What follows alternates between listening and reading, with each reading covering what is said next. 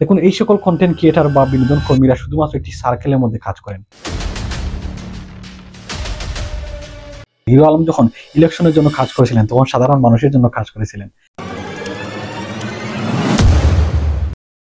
এই ধরনের সস্তা বিনোদন কর্মী হচ্ছেন মূর্খ বিনোদন কর্মী, যারা কোনো একভাবে ভাইরাল হয়ে বর্তমান সোশ্যাল মিডিয়ায় বড় ধরনের ট্রেন্ডের মধ্যে রয়েছেন। প্রকৃতিতে একটি নিয়ম চলমান রয়েছে, একজন মূর্খ মানুষ যখন ক্ষমতায় আসেন তারা সেই ক্ষমতার অপব্যবহার করেন। ঠিক একইভাবে একজন মূর্খ মানুষ যখন প্রচুর অর্থ সম্পদ হাতে পান তারা সেই অর্থ অনার্থে খরচ করেন। একজন মূর্খ এবং একজন অশিক্ষিত মানুষ তারা কিন্তু এক নয়। সব মূর্খরাই অশিক্ষিত, কিন্তু সব অশিক্ষিত মানুষ কিন্তু মূর্খ হয় না। ঠিক তেমনিভাবে কিছু মূর্খ ব্যক্তিত্বহীন মানুষ প্রতিনিয়তই আমাদের সমাজের মধ্যে কিছু কাজ করে যাচ্ছেন, যার দ্বারা আমাদের সমাজকে কিছু নেতিবাচক মেসেজ দিয়ে আসছেন।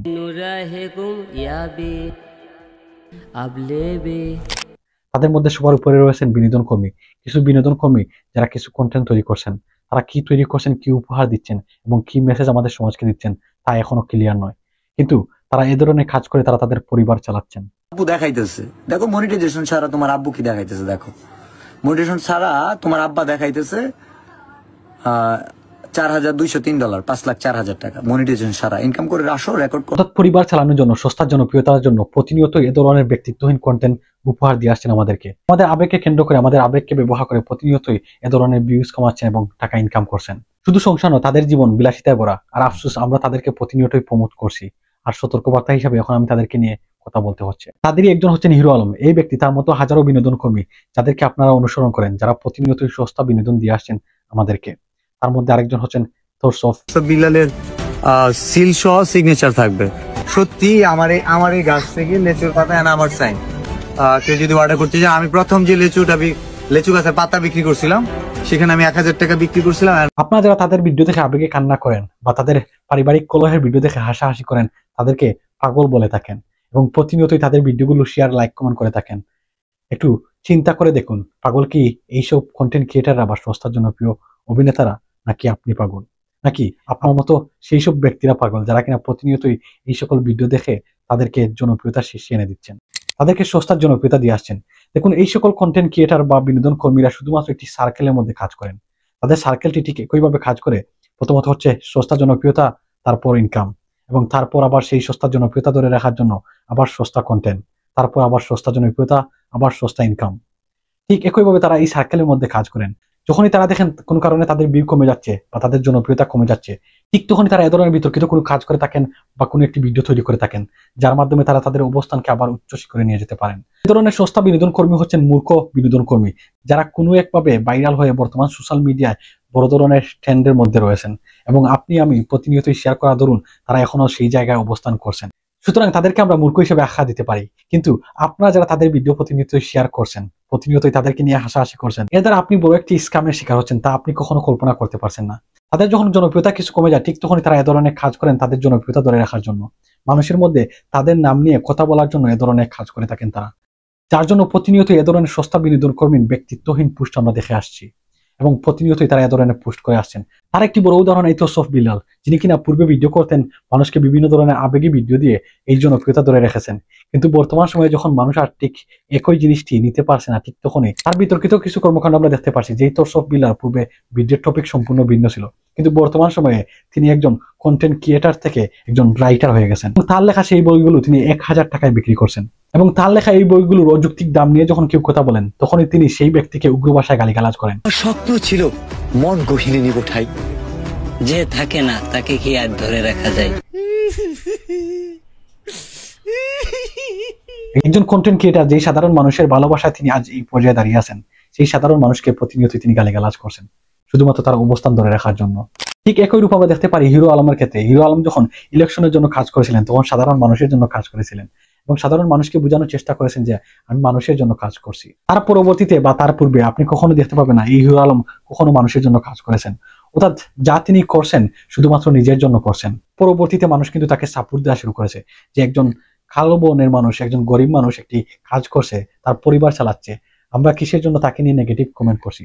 তার পরবর্তীতে তার সরলতার জন্য মানুষ তাকে সাপোর্ট দিয়েছে, কিন্তু বাস্তবিক অর্থে তার পরবর্তী হিরো আলম যে অযৌক্তিক কাজগুলো করে আসছেন বা বিতর্কিত কাজগুলো করে আসছেন, তার পরিবারের মধ্যে কি হচ্ছে তা নিয়ে ফেসবুকে তিনি পোস্ট করছেন, তা নিয়ে তিনি ভিডিও ভাইরাল করছেন, তা কি আসলেই সাপোর্ট করার মতো? এখন খুব ছোট্ট আকারে দেখা আসে এসব বিনোদন কর্মীদের আমাদের সমাজে কি খারাপ কাজ হচ্ছে এবং কি ভালো কাজ হচ্ছে। দেখুন, আমি এখানে কোনো ভালো কাজ এখন পর্যন্ত খুঁজে পাই নাই। যাওয়া হয়েছে শুধুমাত্র তাদের নিজের জন্য করেছেন। এখানে যে খারাপ প্রভাব রয়েছে তা আমি তুলে ধরার চেষ্টা করব, এবং তা খুবই ভয়ঙ্কর। সবচেয়ে বড় যে নেতিবাচক দিকটি হচ্ছে, এসব কন্টেন্ট ক্রিয়েটাররা সস্তা বিনোদন দিয়ে মানুষের কাছ থেকে যে জনপ্রিয়তা পাচ্ছেন এবং কারি টাকা কামাচ্ছেন, তার ফলে আমাদের সমাজে কিছু বিনোদন কর্মীরা রয়েছেন যারা কিনা প্রতিনিয়তই ভালো কাজ দিয়ে আসেন, এমন কিছু বার্তা দিয়ে আসেন যা আমাদের সমাজের জন্য ভালো, আমাদের দেশের জন্য ভালো, আমাদের জেনারেশনের জন্য ভালো। সেই সকল বিনোদন কর্মীরা যখন ভালো কাজ করে মানুষের কাছে গ্রহণযোগ্যতা পাচ্ছেন না, ঠিক তখনই তারা এখান থেকে গিভ আপ দিয়ে দেবেন এবং বলবেন, আমি ভালো কাজ করে যখন কোনো গ্রহণযোগ্যতা পাচ্ছি না, তাহলে আমি আর এ ধরনের কাজ করবো না। তারা এখান থেকে কাজ করা বাদ দিয়ে দেবেন। এতে করে আমাদের সমাজে ভালো মানুষের সংখ্যা কমে যাবে, ভালো কাজের সংখ্যা কমে যাবে। এরকম সস্তা জনপ্রিয় বিনোদন কর্মী এবং তাদের কন্টেন্টের জন্য আমাদের সমাজের বেশ কিছু ভালো মানুষ যারা প্রতিনিয়তই ভালো কন্টেন্ট তৈরি করেন, তারা চিন্তা করবে না, আমি ভালো কাজ করে কোনো গ্রহণযোগ্যতা পাচ্ছি না, টাকা ইনকাম করতে পারছি না, তাহলে আমি আমার কাজটা ছেড়ে দিয়ে আমি যদি তাদের মতো করে এ ধরনের কন্টেন্ট তৈরি করি, তাহলে তো আমি খুব ভালো টাকা ইনকাম করতে পারবো এবং দর্শক জনপ্রিয়তা পাবো। এতে করে তারা তাদের কাজ ছেড়ে, তাদের প্ল্যাটফর্ম ছেড়ে, তাদের যে প্রতিভা রয়েছে তা ছেড়ে অন্য প্রতিভায় বা অন্য কাজে তারা মনোনিবেশ করেন। তৃতীয় যে খারাপ দিকটি হচ্ছে, আমাদের সমাজের উঠতি বয়সী তরুণ তরুণীরা প্রতিনিয়তই তাদেরকে ফলো করছেন, তাদের পিছনে ছুটছেন শুধুমাত্র জনপ্রিয়তার জন্য।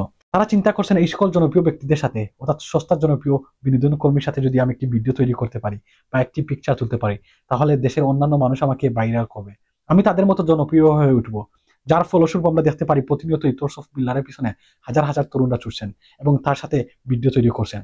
এবং আমরা বিভিন্ন সময় দেখতে পারি এই তোর্স অফ বিল্লাল তার দর্শকদের কাছ থেকে টাকা নিচ্ছেন শুধু তাদের সাথে ভিডিও করার জন্য, তাদেরকে ভাইরাল করে দেওয়ার জন্য। ঠিক একই কাজ করছেন হিরো আলম, শুধুমাত্র অভিনেত্রী বানানোর জন্য দেশের প্রতিটি অঞ্চল থেকে তরুণীদেরকে নিয়ে বিভিন্ন ধরনের ভিডিও তৈরি করছেন, যা দেখতে আমাদের রুচিতে বাধে। সুতরাং দেশের একজন সাধারণ নাগরিক হিসাবে আপনি এসব দেখার পর এই ব্যক্তিদেরকে কিভাবে সাপোর্ট করবেন? আমাদের দেশের প্রশাসনের প্রতি আবার অনুরোধ করছি, এই সকল ব্যক্তিরা যে ধরনের কন্টেন্ট দিয়ে আসছেন বা যে ধরনের কাজ করছেন শুধুমাত্র সস্তা জনপ্রিয়তা নিয়ে, তাকে আসলেই গ্রহণযোগ্য আমাদের দেশের মধ্যে, তাকে আসলেই গ্রহণযোগ্য আমাদের সমাজের মধ্যে, তাকে আসলেই গ্রহণযোগ্য আমাদের সোসাইটির মধ্যে? সোশ্যাল মিডিয়ার এই নেশা আমাদের সমাজকে, আমাদের জেনারেশনকে নষ্ট করে দিচ্ছে।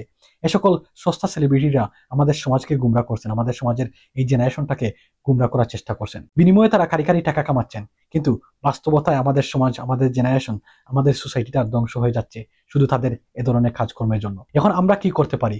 আমাদের দেশের সরকার কি করতে পারেন? এবং আপনি একজন দর্শক হিসাবে, একজন সোশ্যাল মিডিয়া ইউজার হিসাবে আপনি কি করতে পারেন? আমাদের প্রথমত দায়িত্ব হচ্ছে এই সকল ব্লগারদেরকে, এই সকল অভিনেতাদেরকে প্রতিটি জায়গায় তাদের ভিডিও ইগনোর করা এবং রিপোর্ট মারা, যাতে করে এইসব ভিডিও আমাদের সামনে না আসে। এতে করে কিছুটা হলেও তাদের জনপ্রিয়তা আমরা নিচে নামাতে পারি। অন্য ক্ষেত্রে দেশের সরকার এই সকল কন্টেন্ট ক্রিয়েটার বা এই সকল বিনোদন কর্মীর ক্ষেত্রে কিছু নিয়ম তৈরি করা প্রয়োজন।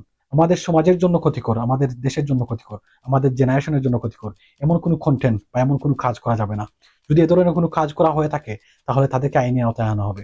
যদি এ ধরনের কোনো আইন করা যায়, তাহলে আমাদের জেনারেশনকে, আমাদের তরুণ প্রজন্মকে, আমাদের তরুণ তরুণীদেরকে আমরা হয়তো রক্ষা করতে পারবো।